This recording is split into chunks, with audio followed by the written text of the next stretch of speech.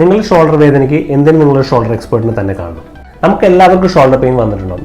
നിങ്ങളുടെ അടുത്തുള്ള ഒരു ഫാമിലി ഫിസിഷ്യനോ അല്ലെങ്കിൽ അടുത്തുള്ള ഡോക്ടറെ കാണിച്ചിട്ട് ഷോൾഡർ പെയിനിന് കുറച്ച് പെയിൻ കില്ലേഴ്സ് എടുക്കുകയും നിങ്ങളുടെ പെയിൻ ഏറെക്കുറെ കുറയുകയും പിന്നീട് വീണ്ടും ആ ഒരു വേദന വരികയാണെന്നുണ്ടെങ്കിൽ അദ്ദേഹം ഒരു MRI സജസ്റ്റ് ചെയ്യുകയും ആ MRIയുമായിട്ടാണ് മിക്കവാറും എല്ലാവരും മറ്റുള്ള ഡോക്ടേഴ്സിൻ്റെ അടുത്തേക്ക് പോകാറുള്ളത്. ഷോൾഡർ പെയിൻ പല കാരണങ്ങൾ കൊണ്ടുണ്ടാകും. അത് ഷോൾഡറിൽ ഉണ്ടാകുന്ന ഒരു ചതവിൽ നിന്ന് തുടങ്ങി ഉള്ളിലുള്ള rotator cuff tendinosis, rotator cuff tendinitis, അല്ലെങ്കിൽ സ്കാപ്പുല ഡിസ്കൈനേസിയ, അല്ലെങ്കിൽ അതിൻ്റെ ഉള്ളിലുണ്ടാകുന്ന മറ്റ് പ്രശ്നങ്ങൾ, കഴുത്തിലെ ഞരമ്പിന് ഡിസ്ക് സംബന്ധമായിട്ട് അമർത്തൽ വരുമ്പോൾ കയ്യിലേക്ക് വരുന്ന വേദന, അങ്ങനെ പല കാരണങ്ങൾ കൊണ്ട് നിങ്ങൾക്ക് ഷോൾഡർ വേദന വരാം.